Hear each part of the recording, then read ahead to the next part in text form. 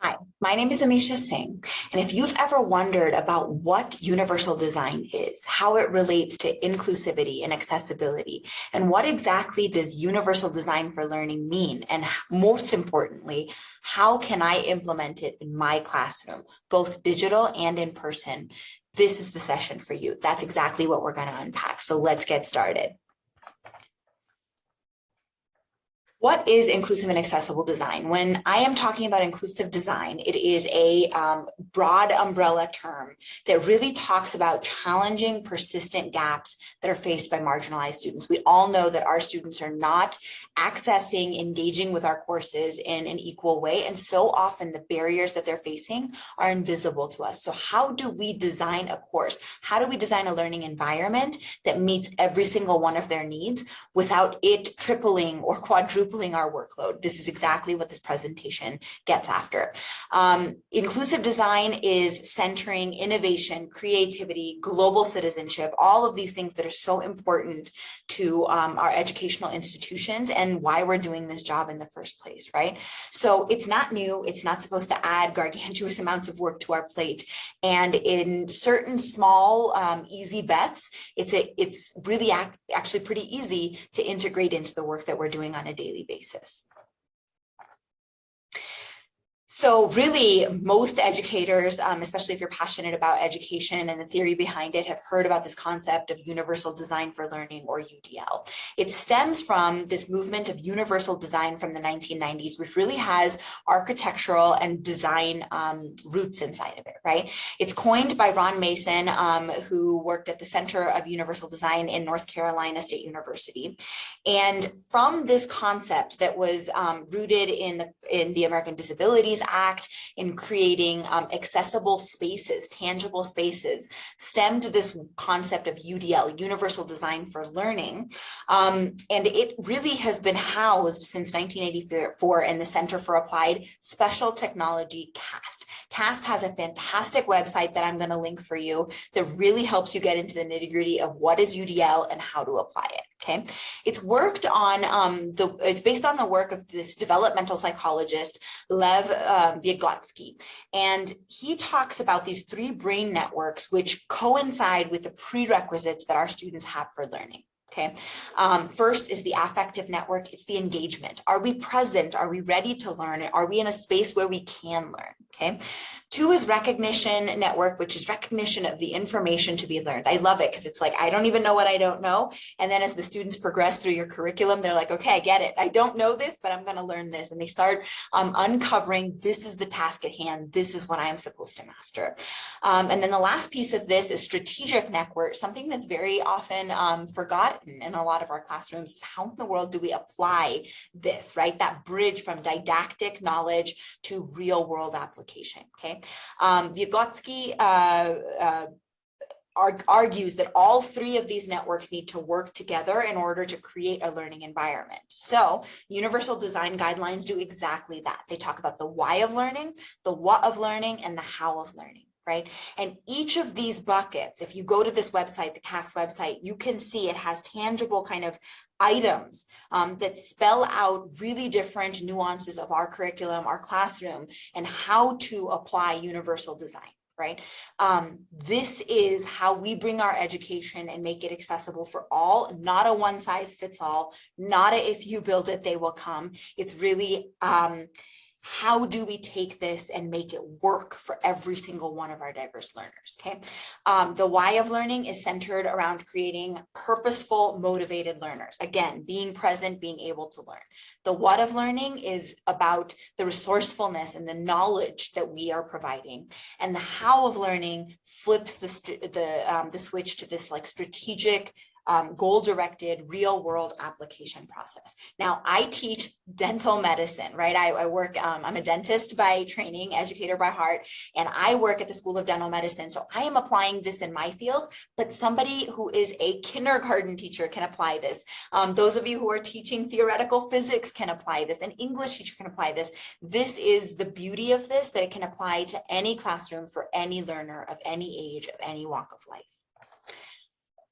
This is a really great quote that comes, David Rose talks about this, and he talks about how Universal design is the removal of barriers from the physical environment. UDL is the elimination of barriers from the learning environment, right? We talk about disability so often. I really am not a fan of the word, but really the tag, UDL puts the tag of disabled where it belongs, on the curriculum, right? Because we often look at our classroom in a traditional educational model and say, here's my classroom. You're not working for it. You're not getting the grades that you need. You're not getting this information. And UDL allows it to flip it onto the curriculum and say, hey, is our curriculum disabled? Is it not meeting the needs of our diverse learners, right? A quote that I first heard in my earlier on my faculty career was this concept of we are not treating, that's my doctor mode, we are not teaching a group of students, a classroom full of students. No, we are actually teaching individual learners who form a group, right? And the nuances of that are a little bit different. So these are kind of the best 6 practices that I've accumulated it. I've created this off of a few different models, which are all tagged at the end in the resources list. But how do we do this? How in the world as educators can we use inclusive design in our courses tangibly? And there's a few different components of this. One is engaging the community, right? Teaching cannot be unidirectional. How in the world are we creating these learning communities, right? So often the literature points to learning communities having student-to-student interaction and student-to-teacher interaction. And there's this third component of student-to-community interaction. So how are those showing up in our learning settings? Establishing norms, right? Creating psychological safety for learning, very important. How do we systemize that? Speaking of systems, how do we integrate this into our system? So these are not one-offs. These are not one-off conversations that we are having. How do we make this a part of the fabric of what we are doing? Okay. Next is analyzing data, right? It's a tenet of the science world is, are we measuring what we want to be measuring? How in the world are we knowing what we are trying to do is working? The next piece of this is responding to student voice, giving agency to our learners and all of their lived experiences. So this is about feedback. This is about growth. This is about co-creation of the learning environment as we go along, okay? And the last piece of this is what we're doing right here, which is building faculty leadership and capacity.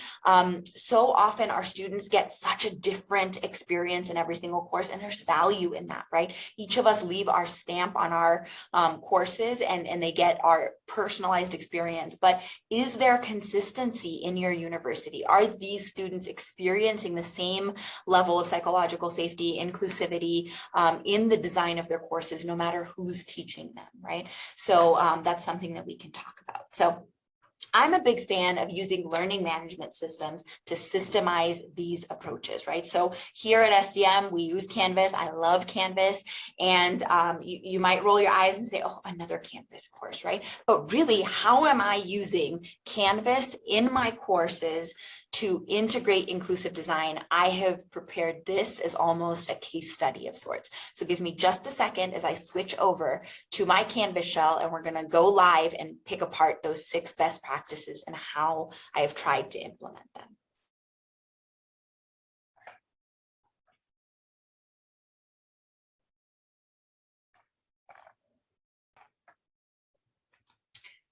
So this is my Canvas shell for my course, Health Data Collections. You don't need to know anything about what it's about, but just a few kind of best practices. Hitting up your recent announcements and adding them to your homepage allows students to be able to access the information. A nice responsive banner draws their attention in. We want to keep the homepage as simple as possible, right? The more complex it is, the harder it is for our students to engage, even though many of them are extremely digitally literate.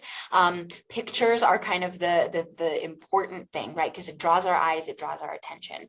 I've created buttons so that the quick things that they're always looking for is quick, accessible, right in front of them, right? So if I click on this right now, it would pop open the Zoom link. If I click on this, it'll take me directly to the modules. We can kind of take a look at what that looks like, okay? Before we dive into the modules, I'm going to go into number one, which is engaging community. So we have a lot of didactic information, but what I did was I created this supplemental learning coffee shop, right? Supplemental meaning none of this is tested. It's completely voluntary. I outline this in these courses. There are community learning agreements that we've created. And essentially, I am experimenting and just creating community and trying to elicit information. I started out with a very didactic, like course directed topic, and it was okay. And I realized these students don't want to talk more about the course that they're already participating in. They want to connect, especially in this post-pandemic world. So I asked questions about if you had a magic wand and could change anything about the dental school, what would it be? And you can see participation zooms up, right? What's given you life this semester? You know, what are you looking forward to after graduation? All of these questions where they're connecting with each other and responding to each other and connecting with me. So that's kind of how I created that sense of community. The next thing I'll kind of cover is this concept of community norms, right? Creating psychological safety in learning. So there's a couple pieces of safety for me is just, you know, expectations is the biggest piece of it, right? So I drafted some virtual classroom agreements. I threw it out to them and I basically told them, hey, edit this. This is a living document. Tell me if you want to change anything, add anything. We reference these throughout the semester, which is just really, really powerful. And then if we go back to the modules, a few other things, right, is clarity and expectations. One of the things that I did, which I am really excited about, is I shared my teaching philosophy. So I used Explain Everything to create a video, which basically outlines, oh, this is not gonna work. Okay, which basically outlines my my teaching philosophy and tells them about the why, about why I have created the course design as the way that I created it. Let's see if it loads and I can kind of show you a preview here. So it basically, it's a, you know, it's a 7-minute video, but it talks about these components and how they show up from my teaching philosophy into their experience of this course, okay? Systems integration, you can see that everything that I'm talking about here is replicated in the way that the modules are structured. So I explained to them in these videos, and I used to do weekly videos that would just kind of help them understand what's coming next, what's gone, what due dates are coming up, that kind of a thing. But the model that I used was this 4-part model: engagement, pre-work, what's it look like? And this is, by the way, exactly how I design my courses, and that's explained in my videos or in my teaching philosophy video. So engagement, start thinking about the things that we're going to learn about, the pre-work essentially. Then there's exploration, which was our synchronous learning. Our PowerPoints are stored in there. The recording of the session is stored in there. Extension, right? Take the things that we've learned and extend that out, right? And that was the assignments usually were in there. We had weekly assignments. And then expand, right? So post-work, going deeper. A lot of this stuff, if you can see if it has an asterisk next to it, was just for your learning, right? If it has an asterisk next to it, that means that it's not going to be tested for them on their final, okay? When I deep dive into the assignments, you can see that everything's kind of posted out. I used to use Loom videos, so those who didn't love reading a bunch of text could literally hear me explain everything in that Loom setting. And then if you look at the rubric, I basically created 3 different ways to engage in every single assignment: a written reflection for the writers, a Flipgrid video for the talkers, and then visual reflection for the visual learners. And so this is one concept of utilizing UDL in your work. When you use SpeedGrader, it's not that hard to switch from reading. In fact, I learned that grading a Flipgrid video and visual reflections way easier sometimes and a lot less time intensive and way more engaging than sometimes grading written reflections. Okay, so the modules are all designed this way. So every single week, they know exactly what to expect. Every engagement session has a video of me talking to them about what to expect for this week, how to frame their minds, how to get ready. Okay. Then there's this kind of thing that I'm going to lump together, which is analyzing data and responding to student voice. So the course itself had a pre-work or a pre-survey that asked things about their preferred pronouns, how they pronounce their name, what's important to them in building relationships in this course. What do they need to know? What do I need to know about their learning environment? So things like that were collected up front. So that was one way of giving them agency. But there's another thing that I integrated, which I really enjoyed, which was providing real-time feedback. So often we're saying, hey, fill out the course evals, we want those, and we do, but that's going to help the class next time. So how in the world do they advocate for their own learning in real time during the course? So what I did was I created an anonymous Jamboard. I checked that at least once a week, and you can kind of see here, it was a blank canvas first, and they started asking kind of different questions. The yellow sticky notes are me responding to them and letting them know answers, right? I don't know who's posting this, so I can't respond to them directly. So I respond in a public forum.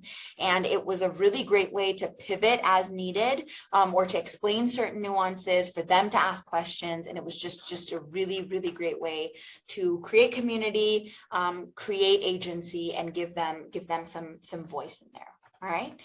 I think that's all the time we have, but I have some information that I just want to tie everything together with. So we've covered the 6 best practices, and I'm just going to end with this one quote. Students should see their learning as a chance to transform themselves and the world, right? So if I, as a dentist, can sit here and say that this is something that I've integrated into my,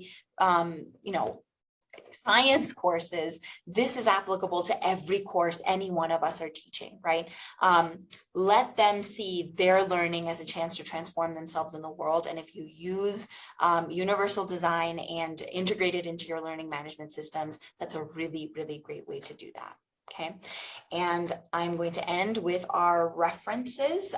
So if you want, you can take a screenshot of this. This is a more deeper dive for learning if you so choose to do so.